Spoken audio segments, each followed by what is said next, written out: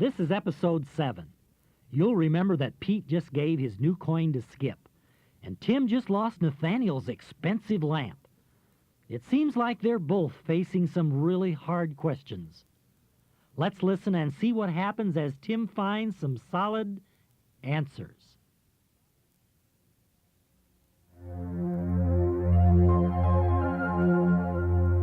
Nathaniel's lamp was gone. We had looked everywhere, even talked to the air freight clerk again, but nothing. I was angry and ashamed at the same time. I had tried to be careful, but somehow I just hadn't been careful enough. Anyhow, I couldn't bring myself to tell Nathaniel about it over the phone. I just said I had something important to talk with him about when he came to pick me up. So I waited at the dock, dreading the moment his boat would pull up.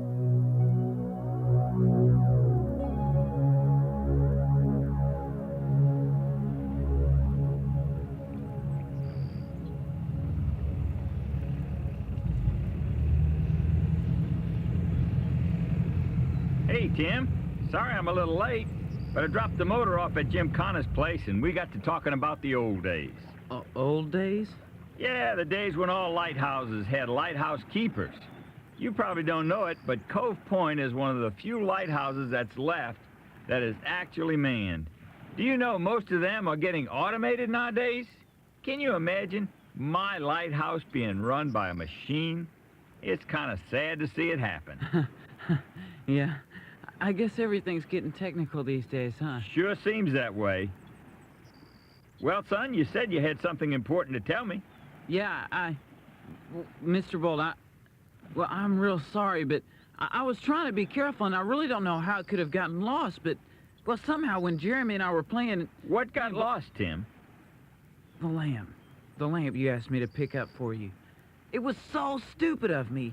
I set it down in the truck, Jeremy and I started playing ball, and then when I got back to the truck, it was gone. Someone must have stolen it or something, I don't know. I just can't believe I did that.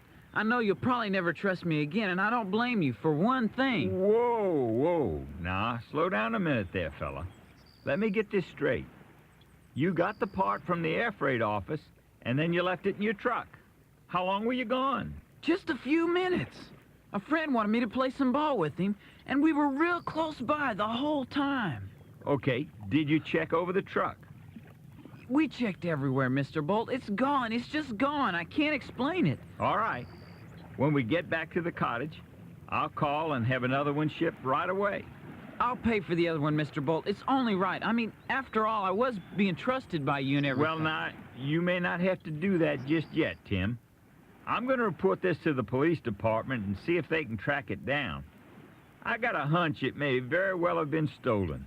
You know, there's a lot of that happening in town lately. I've been reading some articles in the paper. Do the police have any idea who's doing it? Well, they got some suspicion, but no real evidence. I'm real sorry. I hope they'll be able to find it. Well, we'll just put it into God's hands. You know how I feel about that.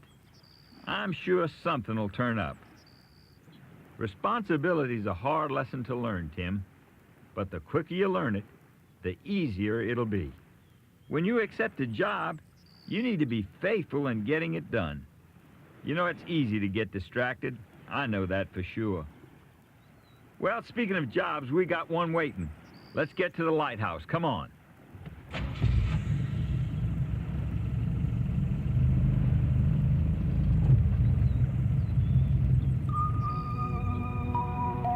Again, Mr. Bolt had responded in a way I didn't expect. In fact, I was more upset than he was. He was so calm. I wondered what made him like that. Was it because he was older? Or maybe that was just his personality. Whatever it was, I admired him for it. There were certain things about this man I didn't understand. I had so many things to ask him, so many questions. I hoped today would be the day I'd find the answer.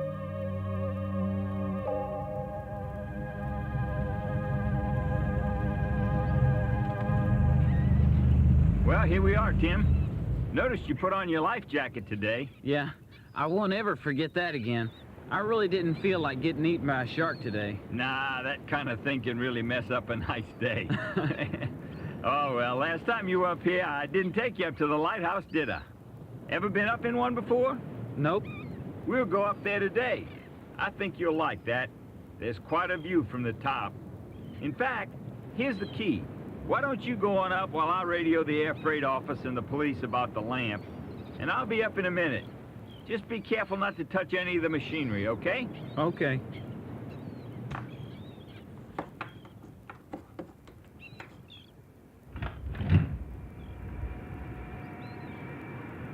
Wow, look at all this.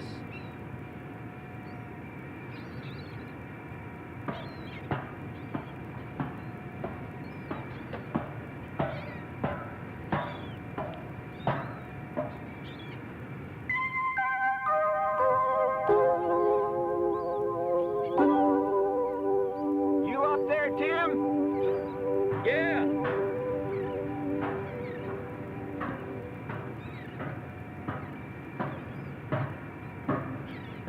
Well, talked to the police, and they said they'd do their best to locate the lamp, but it's going to take a little time.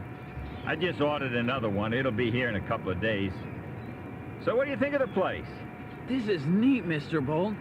I was looking out this window. Isn't Clinton in that direction? Yep, sure is. See that little bluff jutting out right over there? Yeah?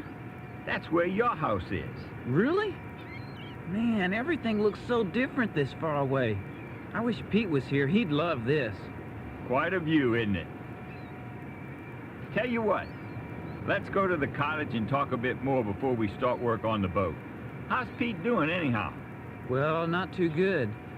I don't know what it is, but ever since we got back after our wreck, he's been really different. Really? How? Well, I don't know, kind of like he's mad at the world or something. I can't say anything anymore without him getting real upset about it.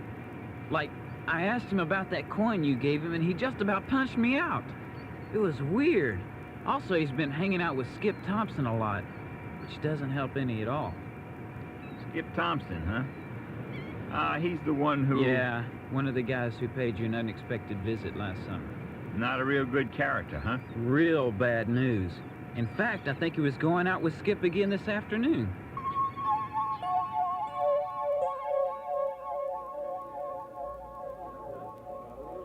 So anyway, Pete, I gave your coin to this guy and he says, "Hey, what are you trying to pull, Skip?" Well, I tell him I found the coin in a treasure chest at Old Man Bolt's cottage and that it's real valuable. You're kidding me. So did he believe you? Hi, can I help you guys? No. Skip? Yeah, I'll have a Coke, please. Okay, do you want anything with that? No, that's all. And you don't want anything at all, Skip. Look, Christy, read my lips. No. Got it? Okay, hey, I'm just trying to do my job. Well, go do it someplace else. Good grief. Skip? Man, that was pretty rude. Yeah, you ought to try it sometime. Anyway, serves her right. She interrupted my train of thought. Now, what was I saying? Oh, yeah, about the coin. So anyway, then I tell this guy that the coin could be worth at least 25 bucks. And so he says he's going to take it on down to the coin shop and see what he can get for it. A coin shop? Oh, man, I hope you know what you're doing. Me too. Listen. How much is that coin worth? You got to find out for me. If it's worth nothing, then I got to make myself scarce and quick. How am I supposed to find out? Call Old Man Bolt and ask him. No way. I wouldn't call that guy if my life depended on it. Aw, come on, Pete. Just once, huh, buddy? For your old friend Skip? I said no, Skip, and I mean it. I've already done one favor for you, and that was giving you the coin to begin with, which I probably shouldn't have done anyway. Some friend you are. Here you go, Pete. Thanks. Hey, how did you know my name? I just started taking piano lessons from your mom. I'm Christy Kennedy. Oh, yeah, I remember you now. You're the one who stayed over the night of the storm. Yeah, that was something. Your mom was really worried for a while there. Well, if there's anything else I can get you, just let me know, okay? Okay, thanks. Hey, Skip, she's a pretty nice girl. How's come you don't like her? She's nice, all right. Too nice. What do you mean? They call her Miss Goody Two-Shoes. She's supposed to be a Christian or something. Goes to church and all that. Real religious. Man, everywhere, too. What? Oh, nothing. Never mind. Well, okay, Pete. If you're not going to ask Bolt about that coin, then I don't have anything else to say to you. Thanks a lot, buddy, for everything. Sorry, Skip, but that's just the way it goes. Oh, no! That sounds like Rick's motorcycle. I'll bet Tony's with him. Don't you dare tell him I'm here. I mean it. Hey, where are you going? I'll be in the bathroom. And what am I supposed to say to Rick? Just act natural. He doesn't know you. Act natural? Right. If he only knew. Hey, Christy! Hi, Rick. Can I help you? Maybe. Look, Tony sent me over here to find Skip Thompson. You seen him? What's with you guys and Skip? How come you're always looking for him? None of your business, girlie. So where is he? Well, he just... Hey! You looking for Skip Thompson? I think I saw him headed over towards the ballpark. Well, look who's here. If it isn't Mr. Macho on the roof. How's the old roof mowing business, kid? Well, not so good this season. So you saw him head to the ballpark, huh? Maybe I'll just take a ride down there then. Hey, if you see the kid before I do, you tell him Tony said thanks for the $200. He'll be real happy to hear his little coin was worth a little bit more than he thought. The coin? You mean Skip gave it to Tony? Yeah, And you got $200 for it? Then it was gold. yeah. Hey, how did you know it was gold? I just kind of figured it was. And especially if you got that much for it. Yeah, it was gold, all right. And tell Skip or Tony wants to find out if he can get any more of those coins. Skip can get himself a very profitable business going. Tell him Tony wants to talk. Pronto. See you later, kid. Pete, why did you lie like that? I mean, Skip's right here. You knew that. I know, Christy. I just didn't Look, want to... like Skip said, it's really none of my business. But Pete, don't get involved with Skip and Tony and those guys. You're only going to be asking for trouble. Tony's into some pretty serious stuff. I'm not sure what, but, well, I just don't want to see anyone hurt, you know? Really, Pete, I know your mom will feel bad if Hey, she... I've heard it all before, so just drop it, all right? Look, I'm sorry. I just am a little upset, that's all. I'm sorry, I didn't mean to preach, but... Would you please just leave me alone, all right? Sure.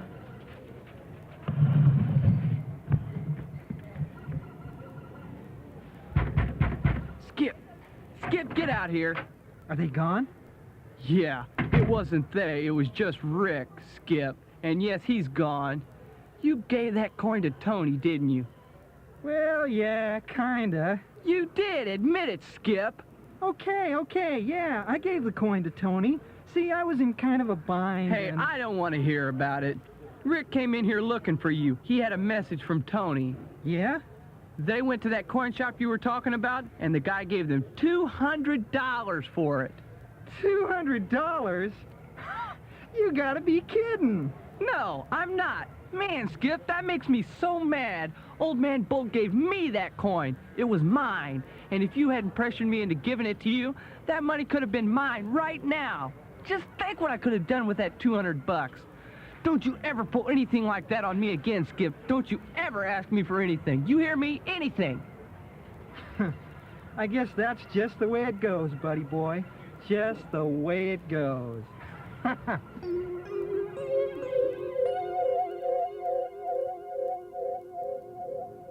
Sounds like Pete is really having a hard time. He is, Mr. Bolt. It's a shame he won't believe anything about God. So how are you doing, Tim? Okay, I guess. But there's been something I've been wanting to ask you. I know this may sound kind of funny, but... Well, when you told us that story about you being in the Navy and all, I started thinking about my dad, because he had been in the Navy too. And then when we got home, I was looking through some of his old scrapbooks, and I found this picture. Oh, my goodness. Tim, that's me. That's me in my Navy uniform. And the man standing next to me is Joseph Stanton. It's my father, Mr. Bolt. That's Dad. Dear Lord, ever since you boys told me your name was Stanton, I couldn't help but wonder if there was any way you could really be the sons of Joseph Stanton. But I just figured... So then, you did know my dad? Knew him? I'll say. Tim, he was the man who threw me the life preserver when I fell overboard and almost drowned that time. Oh, you're kidding. Not at all. That man was your father. Well, that's the end of side 1. Our story continues on side 2. Tim, after that battle was over, I was determined to find the man who had saved me. It took me several weeks before I found out it was Joe who had thrown me the life preserver. But I finally met him and told him how grateful I was for what he had done. I'll never forget what he said to me. He said, "I was just God's arms, that's all." God's arms? Yeah, what he meant was that God had saved me, but he had used your dad to do it. Now, you'd think after an experience like that, I would have realized God was chasing me down and that his hand was on my life. But I was so doggone stubborn, it took something even more drastic to make me see. So what happened? Well, we were in Hawaii. The ship was in port for a while, and Joseph and I were both on leave for a weekend. One of our buddies was always bragging about how he used to chop cane in Hawaiian sugar fields and how we'd never make it through a day chopping cane. Your father could never resist a dare, so that weekend we decided to give it a try. The work was a lot harder than we'd expected, but we were determined to win that dare. Well, late Saturday afternoon, I noticed something small and round on the ground just ahead of me. At first, I thought it was a bottle cap or something, but when I picked it up, I saw it was an old coin. Hey, Joseph, come here, look at this. What is it, Nathan? Look, I found this in the dirt right here. Looks like a coin of some sort. Let me just clean off some of this mud. There. Hey, man, it looks like gold. Let me see that. Wow. You ought to take this back to the States. No telling how much you can get for that. Really? Hey, you two. What are you doing? Well, we were just, What have you got there? Nothing. It's just a bottle cap or something. I'm paying you to chop cane, so you better get busy. Yes, sir. Sorry. Well, I slipped the coin into my pocket and kind of forgot all about it. The day finally ended. Joseph and I got our pay, and we were heading into town, feeling pretty good. Hey, Joe, I can't wait to see old Dusty's face. He said we'd never make it. You aren't kidding. And we even made a little money doing it. Hey, speaking of money, where's that coin? Oh, yeah, I forgot about that. I think I put it here in my pocket. Yeah, here it is. What do you think it is, Joseph? It kind of looks like a British sovereign. Were the Hawaiian Islands ever British territory? Maybe. I wonder how much I can get for this. As we were talking, Joseph and I didn't know it, but we were being followed. Then suddenly, from out of nowhere, two guys jumped out and grabbed us. Hey, what's going on here? Let me go. What do you want? We struggled for a minute, trying to get away, but the men were just too strong. Then I looked up and saw another man standing just in front of me. I recognized him. He was Chemo, the overseer of the field we had worked in. He stood there holding a huge machete in his hand. Give me the coin. What? I said give me the coin. The coin? What are you talking about? The coin you found today in the cane field. How'd you know about that? Never mind. Just give it to me. It belongs to the land. Chemo, hey, listen. We're not looking for any trouble, okay? Nathaniel just found it in the dirt.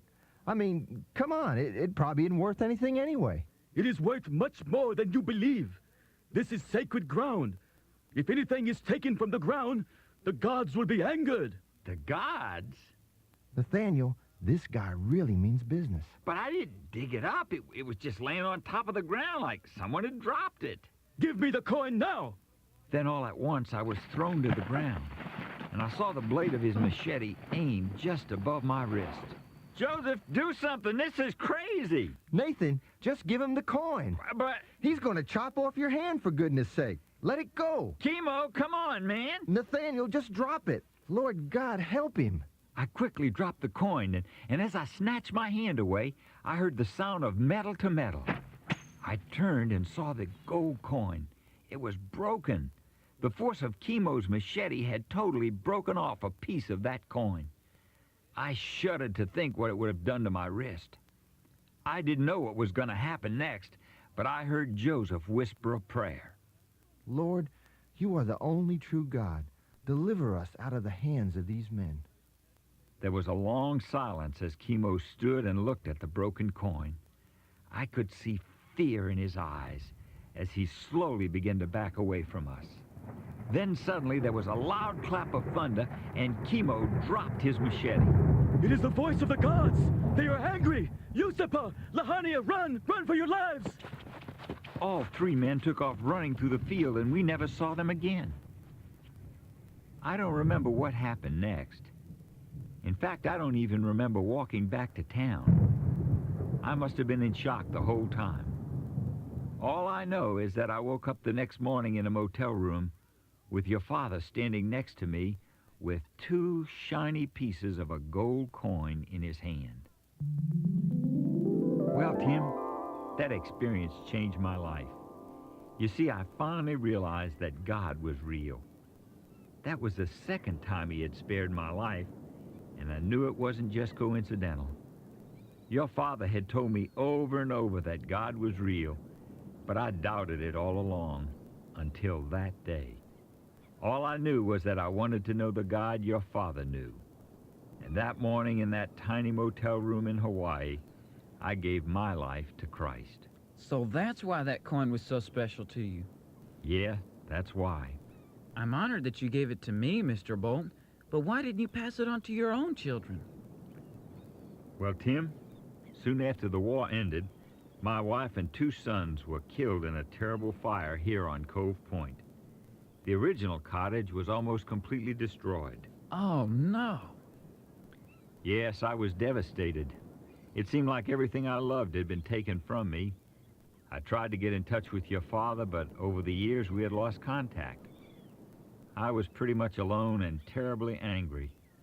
I wanted to get away and forget all about the lighthouse and my family, and most of all about God. So I packed up everything and left Clinton. On the day I left, I went down to the post office, and there was a letter in my box. Just one.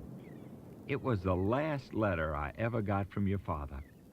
I've kept that letter, Tim, because it meant so much to me. Here, let me get it so you can read it. Oh, yeah, here it is.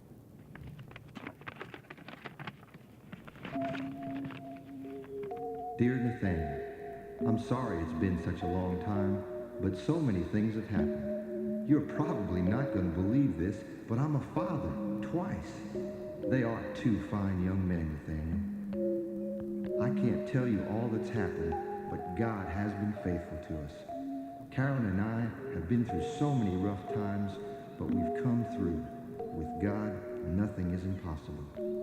I pray for my sons every day, Nathan. I pray that someday they will know Christ in the same way I have come to know him, in a real way. That they will be humble and ask for God's forgiveness, that they will accept him as Lord of their lives, and most of all, that they will be faithful men who will love and follow the Lord always.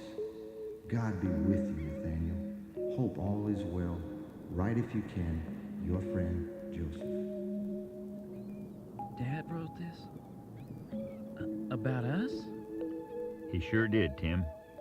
He loved you boys very much. Your father was a fine man. I just wish so much that he was here.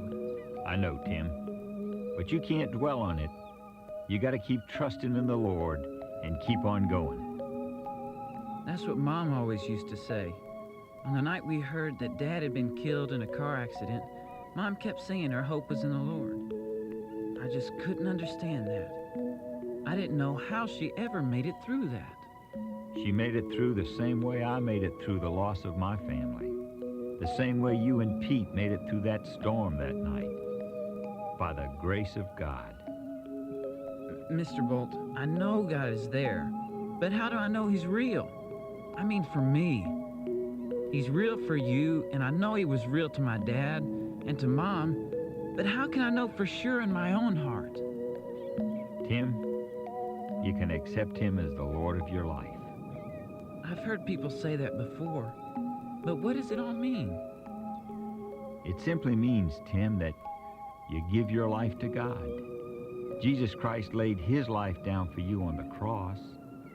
He died for you, Tim, for your sins. And by accepting him into your heart, you're saying, Lord, I'm a sinner, and I can't save myself. I need you, Lord. Tim, you see, Christ died, but even more than that, he came back to life after 3 days. And he's still alive today in the hearts of his people. You just ask him into your heart, son. Give your life to Jesus. That's what your father's prayer was all about for you.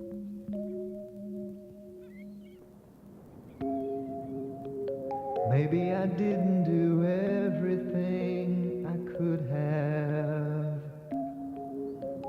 Maybe I didn't father them like I should have. But I gave them my heart, and I laid down my life for them.